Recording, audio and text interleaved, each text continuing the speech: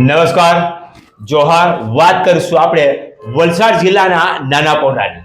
વલસાડના નાનાપોંઢામાં આદિવાસી મહાસંમેલન સાંસદ ધવલ પટેલે કોંગ્રેસી ધારાસભ્ય ફૂલસિંહ બારિયાના આદિવાસી મહિલા માટે અભદ્ર નિવેદનનો કડક જવાબ આપ્યો હતો. મહાસંમેલનમાંથી સાંસદ ધવલ પટેલે વલસાડ જિલ્લાના નાનાપોંઢા ખાતે આયોજિત આદિવાસી મહાસંમેલનમાં રાજકીય માહોલ ગરમાયો. આ મહાસંમેલનના મંચ ઉપરથી વલસાડના સાંસદ ધવલ પટેલે મધ્યપ્રદેશના કોંગ્રેસના ધારાસભ્ય ફૂલસિંહ બારૈયાના વિવાદિત નિવેદનને લઈ કડક શબ્દોમાં વખોડી નાખ્યા.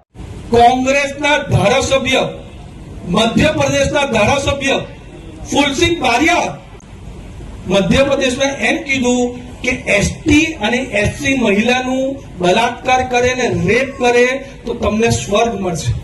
તમે વિચારો કોંગ્રેસના ધારાસભ્ય શું કહી રહ્યા છે.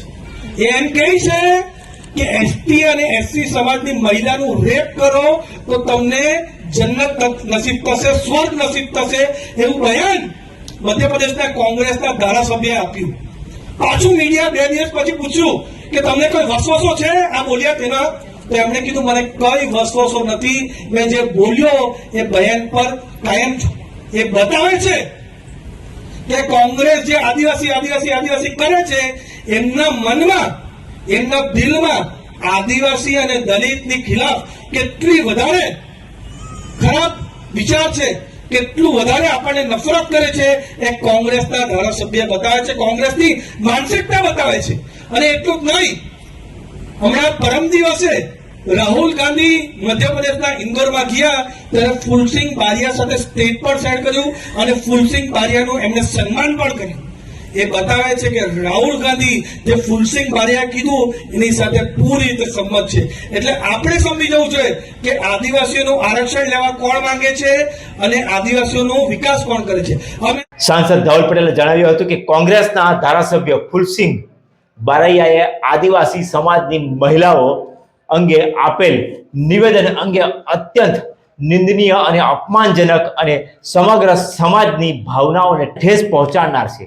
આવા નિવેદનો કોંગ્રેસની માનસિકતા છતી કરે છે, વિચારધારાને ઉજાગર કરે છે, એવું પણ એમણે જાહેર મંચ ઉપરથી કહ્યું હતું. વધુમાં સાંસદ ધવલ પટેલે આક્ષેપ કર્યા હતા કે આ વિવાદિત નિવેદન સમયે કોંગ્રેસના નેતા રાહુલ ગાંધીએ પણ ધારાસભ્ય સાથે મંચ શેર કર્યા, છતાં પણ આ બાબતે કોઈ પણ પ્રકારની ફટકાર કે કાર્યવાહી કરવામાં કોંગ્રેસ તરફથી નથી આવી, જેના કારણે કોંગ્રેસની નૈતિક જવાબદારી પર પણ ગંભીર પ્રશ્નો ઉભા થયા છે. મંચ પરથી સંબોધન કરતા સાંસદ આદિવાસી સમાજને અપીલ કરી હતી કે તેઓ સમજે કે કોણ સાચો આદિવાસી સમાજના અધિકાર, આરક્ષણ અને સન્માન માટે લડી રહ્યું છે અને કોણ માત્ર રાજકીય દેખાવ કરી રહ્યું છે. તેમણે કહ્યું કે ભારતીય જનતા પાર્ટી હંમેશા આદિવાસી સમાજની પડખે ઊભી રહી છે અને વિકાસના માર્ગે સતત કાર્ય કરતી આવી તથા આગળ પણ કરતી રહેશે, એવું જાહેર મંચ ઉપરથી આદિવાસી સંમેલનમાં કહ્યું હતું. સંમેલનમાં આપેલા આ નિવેદન બાદ વલસાડ તથા ડાંગ વિસ્તારમાં રાજકારણ ફરી એક વખત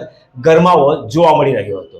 સમગ્ર ઘટનાને લઈ રાજકીય વર્તુળોમાં પણ ચર્ચા તેજ બની છે અને આદિવાસી વિસ્તારના લોકોએ જે ફૂલસિંહ ધારાસભ્ય દ્વારા નિવેદન અને ટિપ્પણી કરવામાં આવી છે, આદિવાસી મહિલાઓ માટે અભદ્ર ટિપ્પણી છે, એને લઈ પડઘા પ્રત્યાઘાત પણ પડ્યા છે. પણ આવનાર સમયમાં જોવાનું રહેશે, કારણ કે ફૂલસિંહ જેવા ધારાસભ્ય છે એમણે મીડિયાએ ફરીવાર એમને આ નિવેદન માટે પૂછતા એમણે નિવેદન ઉપર તટસ્થ રહેવાની પણ બાંયધરી આપી હતી, જેને લઈ સમગ્ર માહોલ ખૂબ જ ગરમાયો હતો. આદિવાસી વિસ્તારના લોકોના નારાજગી પણ ખૂબ જોવા મળી હતી.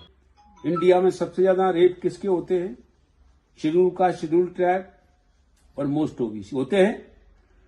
तो मेरा कहने का मतलब है, रेप की थ्योरी ये है कि कोई भी कैसी भी दिमाग का आदमी रस्ते में जा रहा है, उसे खूबसूरत अगर लड़की दिखी, सुंदर, अति सुंदर, तो उसका ब्रेन है वो इधर वो विचलित हो सकता है, तो रेप हो सकता है.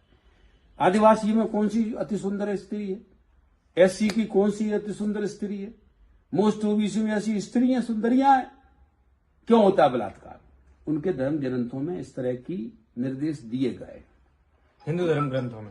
हाँ, उनके ग्रंथों में. अब हिंदू है कि नहीं है, मैं उनके ऊपर मुझे कुछ नहीं कहना, उनके ग्रंथों में.